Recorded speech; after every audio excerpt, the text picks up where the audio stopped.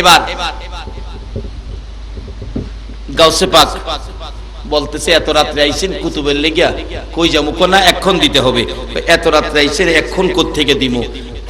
আচ্ছা একটু অপেক্ষায় থাকেন দেখি। ডাকতেছে, এই শাড়ির ভিতরে তুই কে, আয় বাইরিয়া। আচ্ছা সুরে না দেখলেও গাউসে পাক দেহেনি, আয় বাইরে আয়। হ্যাঁ কয় আমার মনে হয় এমনি বয় দেখাইতেছে, বাইরে না। আবার করে তুই মুখের ফুলা ইমুক না, বাপের নাম লইয়া কইতেছে, বাইরে চুরি করতে আসলি, ভাগ্য বলা আয় দিকে আয়। কি করবো, আয়া দৌড়ে ভাইয়া ফিরে গেছে, হুজুর আমারে মাফ করেন, আমি আর জীবনে আপনার বাড়ি চুরি করতে আইতাম না। করে মাফ করবো আল্লাহ, তুই একটা কাজ কর, কি? উজু কইরা যা। সুরে রে কয় উজু কইরাই, তুই সুরে কয় উজু কইরা আয়া। উজু কেবল লেগে যায় লই না, খালি গর্তে বাইরিছে যাই আর আমাদের ধরে রাখতে পারবো, গর্তে বাইরে আই পড়ছি। দিছে দৌড়, দৌড় দিছে, খালি মাঠ যাইবো গা, গিয়া টিনের বেড়াত ফট লাগে, ফাম গেরাম, এইদিকে দৌড় দিচ্ছে টিনের বেড়া। গাউসে পাক হাসে, আরে পাগল যাইস না। কি বলেন, ওলিদের একটা কেরামত আছে না? আছে আছে, কেরামতের অজন্যদিন কেরামত যে কত কিসিমের যে আছে, খালি দুনিয়াত না কবরে গিয়া ও কেরামত। যেই দলের হেরা কেরামত বিশ্বাস করে না, যেই দলের হেরা কেরামত বিশ্বাস করে না, সেই দলের মৌলবী একদিন ওয়াজ করতেছে। আমি এইবার গিয়া মজা হয়েছে, ওয়াজ করতেছে আল্লামা শিবলি রহমতুল্লাহ জীবন। আল্লামা শিবলি রহমতুল্লাহ মৃত্যুর পরে ওনার এলাকায় নাকি একটা কাফন চূড়া আছেন, কাফন চূড়া। হেই বেটার ওয়াজ কি সুন্দর হয়েন্টে বলছে, এই তোরার জুতা দাও, ওই তোরারে বাইরে আ। কি হেরার জুতা দাও, ওই হেরারে বাইরে আ। আমরার দোষ কি, হেরা ওই বাড়ি খাইতেছে। ওয়াজ করতেছে ঠিক এইভাবে আল্লামা শিবলি ওনার এলাকায় একটা কাফন চূড়া আছেন। কাফন চূড় চিনেন তো? কাফন দিয়া মুর্দার মাটি দিয়া গেলে রাত্রে এই কবরটা কুইরা মুর্দারের গায়েতে কাফনটা খুইল্লাই নেহায় বিক্রি করে, এটারে কয় কাফন চূড়া। চিন্তা করেন, রাত্রে কবরস্থানের পাশে দা যাইতে ভয় করে, আর হ্যাঁ কবরের ভিতরে গিয়া মরা মানুষের কাফন খুইল্লাই না বিক্রি করে, কেমন বেসরা। তা আল্লামা শিবলি রহমতুল্লাহ উনি কাফন চূড়ারে মৃত্যুর আগে ডাইকে আনছে, বাবারে আমার তো মৃত্যু হয়ে যাবে, সময় কাছাকাছি, আমি বেশি দিন বাঁচবো না, তোর তো অভ্যাস কাফন চুরি করস, আমার কাফন তো তুই চুরি করবে। সুরে বলে না শুনে ধর্মের কাহিনী, আমার কাফন তো তুই চুরি করবে। বলে হ্যাঁ চুরি তো হুজুর করুম, আমার অভ্যাস যেটা। আমার কাফনটা চুরি কইরা কত বিক্রি করবে? আমার কাফনটা চুরি কইরা তুই কত বিক্রি করবে? ও মুসলমান, জানো একজন আল্লাহর ওলির ক্ষমতা কবরে গেলেও থামে না, এটা বাড়তেই থাকে। আজকে এই ওলিদের জীবনী আলোচনা করতে গেলেই আমাদের এলাকার কিছু আলেম ওলামারা ফতোয়া সেট করে এটা বেদাতি। রাসূল প্রেম, ওলি প্রেমের কাহিনী গাইলেই কয় আমরা বলে বেদাতি, আর সারা দাঁত বলে হেরার। বাবারা এগুলি নয়, সত্যকে সত্যের জায়গায় রাখো। ওলিদের শক্তি আল্লাহ দিয়েছে, ওলিরা শক্তি কখন পেয়েছে? আল্লাহর কোরআন মাইনা, নবীর আদর্শ মাইনা তারা শক্তি অর্জন করেছে। তাদের শক্তিতে ধাক্কা দিও না, এই ধাক্কা তোমাদের উপর আসবে, বরঞ্চ তাদের পক্ষে চলে যাও, তোমাদের লাভ হবে। সকলে বলুন আমিন। এইভাবে থাপা দিয়ে ধরছে আর ছাড়তেছে না, ধরছে এই জন্য দুনিয়ায় থেকে তোরা আমি টাকা দিয়ে আসলাম, আমার কাফনটা নিস না। যারা ওলিদের কেরামত বিশ্বাস করে না তাদের ওয়াজ কইতেছি, এটার থেকে আমি পয়েন্ট পাইছি। মাশাআল্লাহ, যে এলাকায় হেরার এলাকায় ওয়াজ পরে পরে এইটা দিয়ে ওই হেরারে মাইর দেই, ওহন আর কথা কয় না। এবার ধরে রাখছে, অনেকক্ষণ পর ছেড়ে দিছে। হ্যাঁ মাগো মাগো করে কান্নাকাটি করে উঠছে। ওইটা রাত্রে গভীর তো, বাড়িতে গেছে, যাওয়ার পরে জ্বর আইসা গেছে। পরের দিন সকালবেলা ওই কাফন চূড়ার মৃত্যু হয়ে গেছে।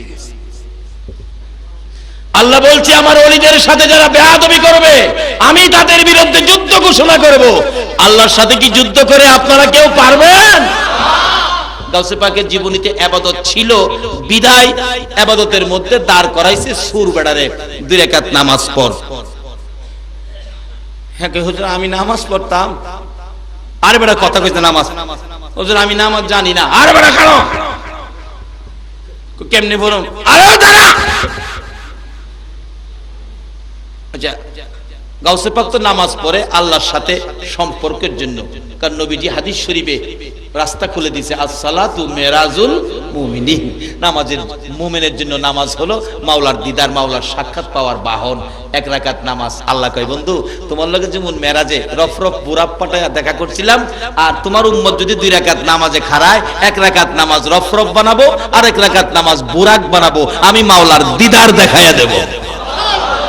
সেই একমাত্র মাওলার দিদারের জন্য একমাত্র বস্তু হলো নামাজ, নবীর শিক্ষায়। এই নবীর শিক্ষায় শিক্ষিত হওয়া আমাদের দরকার আছে কিনা বলুন?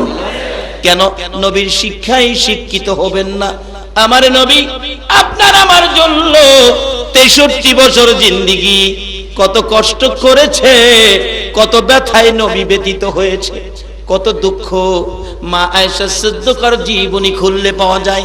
মা আয়েশা প্রশ্ন করেছিলেন, ইয়া রাসূলুল্লাহ, জীবনে কতদিন কত জায়গায় মার খেয়েছেন, কোন দিনের মায়ের আপনার কাছে বেশি কষ্ট মনে হয়েছে, দুঃখ লেগেছে বলুন? আমার নবী চোখের পানিগুলো গাল বেয়ে বেয়ে জর্জর করে ছেড়ে দিলেন। আয়েশা রে, মায়ের কথা মনে করিস না রে আয়েশা, সবচেয়ে বেশি কষ্ট রে তাইবের জমিনের যুবকদের মাইরে পেয়েছি। আমার নবী কিছুক্ষণ চুপ করে থেকে আবার বললেন চোখের পানি ছেড়ে দিয়ে, আয়েশা, তাইবের জমিনের মায়ের কথা, তাইবের জমিনের দুঃখের কথা, কষ্টের কথাও আমি নবী বুইলা যায় রে, যখন আমার গুনাহগার উম্মতের কথা মনে হইয়া যায়। কেন নবী মনে করবেন না? মা আয়েশা সিদ্দিকা বলেন, আমার নবী তাইবের জমিনের মায়ের কত ব্যথা কত কষ্ট আমি একদিন প্রশ্ন করেছিলাম। আমার নবী গোসল করে হুজরায় ঢুকলে অনুমতি চাইলাম, ইয়া রাসূলুল্লাহ অনুমতি দেন আপনার চেহারা মুবারকে তোল মালিশ করব। তোল মালিশ করার জন্য যাইয়া দেখি আমার নবীর চেহারা এত সুন্দর, চোখ ফিরানো যায় না। এই সুন্দর চেহারার মাঝে মাঝে কালো কালো দাগ, বসন্তের দাগের মতো চামড়ার ভিতরে গর্ত হইয়াছে। মা আয়েশা হাত বুলাইয়া বুলাইয়া দাগগুলোর মধ্যে চিহ্নিত করে আঙ্গুল দিয়ে চাপা দিয়ে ধরে ধরে বলতেছেন, হুজুর হুজুর গো, এই সুন্দর চেহারা এ দাগগুলো কিসের? আমার নবী চোখের পানি ছেড়ে দিলেন, আয়েশা রে, ও আয়েশা, সব কথা আমাকে প্রশ্ন কইরা জিগাইও, এই দাগের কথাগুলো আমারে জিগাইও না। এই দাগের কথা মনে হইলে আমার কলিজা মানাইতে পারি না রে। এই দাগগুলো হলো তাইবের জমিনের যুবকদের পাথরের আঘাতের দাগ। আয়েশা রে, বিনা অপরাধে, বিনা দোষে, বিনা কারণে কোনো দোষ করি নাই, কোনো ব্যথা দেই নাই, কারো কোনো ক্ষতি করি নাই রে আয়েশা, বিনা অপরাধে বিনা দোষে রে। যুবকেরা আমাকে চারদিক ঘেরাও করে মারতে মারতে সমস্ত শরীর ক্ষত বিক্ষত, একবার নয়, দুইবার নয়, 3 বার করে আমাকে বেহুশ করে ফেলেছে। আমি রক্তমাখা 2টা হাত বাড়াইয়া বলেছিলাম, এরে যুবকেরা, আমারে কোন অপরাধে মারো, আমারে কোন দোষে মারো, আমি কি ক্ষতি করেছি, কেন তোমরা আমারে মারতেছো? তোমরা এইভাবে আমারে আর মাইরো না, আমি সহ্য করতে পারি না রে যুবকেরা। তোমাদের কি মায়া লাগে না, দয়া লাগে না? তোমরা শুনো আমার দুঃখের কথা। যুবকেরা রে, আর মারিস না, আমার মা নাই, আমার বাবা না। আরে আয়েশা কোনো কথাই শুনলো না রে, এইভাবে আমাকে মারতে মারতে 3 বার করে বেহুশ করেছে। ওই পাথরের আঘাতের দাগগুলো আমার চেহারায়। মা আয়েশা সিদ্দিকা বলেন, ইয়া রাসূলুল্লাহ, এই দাগগুলো যদি তাইবের জমিনের যুবকদের পাথরের আঘাতের হয়, নবী গো আমি জানি আপনার দোয়া আমার আল্লাহ কবুল করেন, একটু দোয়া করুন দাগগুলো যেন পরিষ্কার হয়ে যায়। আমার নবী কান্দে, রে আয়েশা, এই দাগ আমি দোয়া করে পরিষ্কার করব না রে, এই কষ্টের দাগ আমি রেখে দিলাম রে আয়েশা।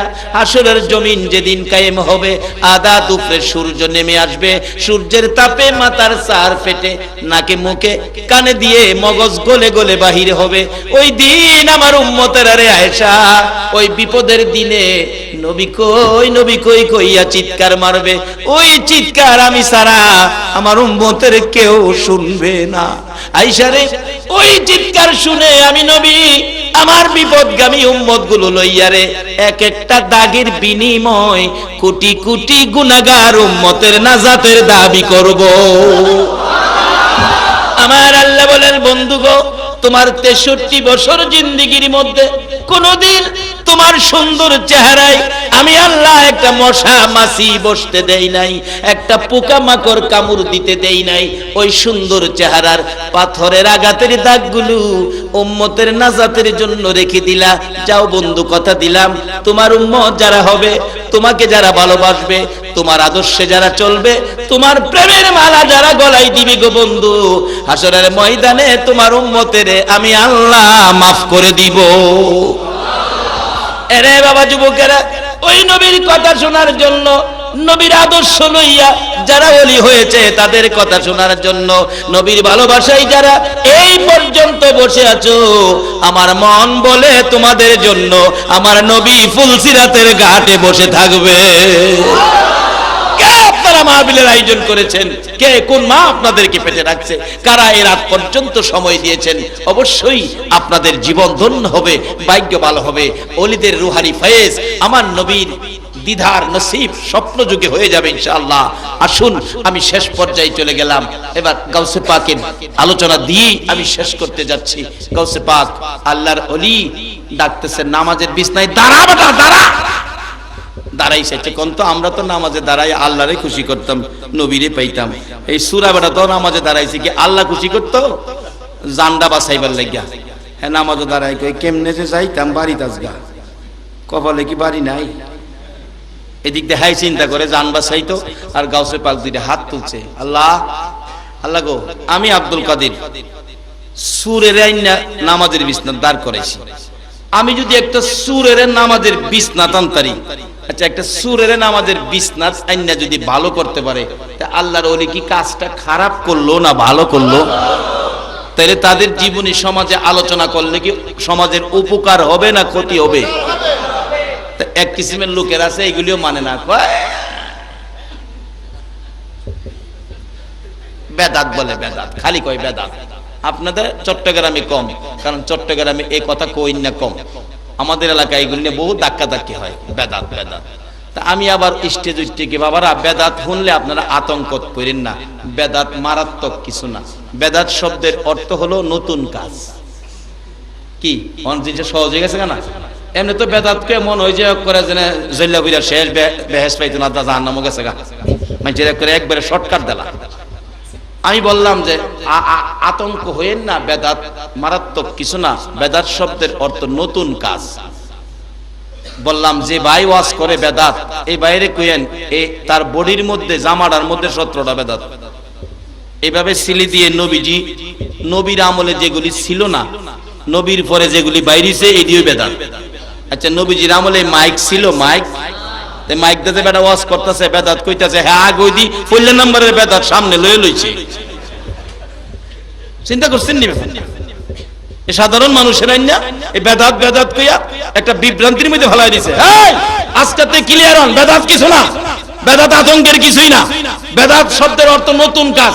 এই মাইকটা দা ওয়াজ করুন, এটা তো বেদাত। এই যে ভিডিও করতেছে ক্যামেরা দিয়া, এটাও তো বেদাত।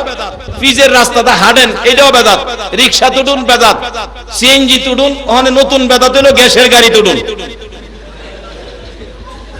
যে মৌলবী গ্যাসের গাড়ি তুইটা ওয়াজ করতে কইবো বেদাত, এই মৌলবী রাজি হইলেন না, তুমি হলো সবচেয়ে বড় বেদাত। এই যে ফ্যানের বাতাস খাইতেছেন, এটাও তো বেদাত। নবীর আমলে এই ফ্যান ছিল? এক কথাই বুঝাইলাম, নবীর আমলে যেগুলি ছিল না, নতুন যেগুলি এখন আবিষ্কার হয়েছে, এতই বেদাত। একটা হইলো বেদাতে সাইয়া, একটা হইলো বেদাতে হাসান। একটা লাভজনক বেদাত, একটা হইলো গুনাহজনক বেদাত। লাভজনক বেদাত হইলো বেদাতে হাসানা, যেটা এই বেদাত। মাইক, তারপরে পাকা কিতাব বাইন্ডিং, ফ্যান, গাড়ি, রাস্তা, পিজের রাস্তা, এই সমস্ত সবগুলি হইল লাভজনক। অর্থাৎ এই বেদাতে গুনাহ হয় না, এই বেদাতে জান্নাত পাওয়া যায়। গুনাহ হয় ওই বেদাতে যে বেদাতগুলি নেক কাজ মনে করে কিছু ভাইয়ের আছে, নাচানাচি, মদ গাঞ্জা, ঢুল ঢাঙ্কর এগুলি বাজাইয়া নামাজ রোজা নাই, ভালো কথা নাই, ভালো নসিহত নাই, সমাজের ভালো কাজ নাই। এই যে হেইগুলি করে, হেইগুলি হইল বেদাত। এই বেদাতে মানুষকে জাহান্নামে নিবে। কিন্তু আমরা যেটা করি, নবীর শান ও মান, হেরা তো হেরারে বেদাত কয় না, হেরারে বেদাত কয় না। নবীর শান ও মান গাইলে এই টান দেয় হেরা বেদাত তৈরি।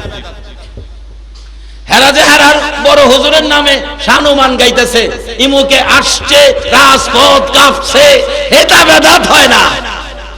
কষ্ট লাগে ভাই, যাব দুঃখ লাগে। নিজের কানে শুনেছি স্লোগান, ইমুকে আসছে, রাজপথ কাঁপছে।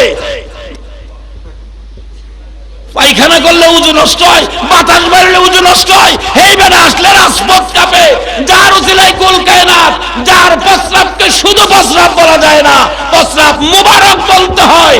যে নবীর প্রস্রাব খেয়ে ফেললে জাহান্নামের আগুন হারাম হয়, হে নবীর আলোচনা করলে বেদাত হয়। আর পায়খানার প্রশংসা করলে বুঝি রাজপথ কাঁপে। দুঃখ লাগে ভাই সাহেব, কষ্ট লাগে।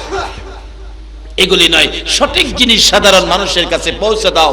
এ হলো আলেম ওলামাদের দায়িত্ব। আল্লাহ আমাদেরকে বুঝ দেখ, সকলে বলো না আমিন।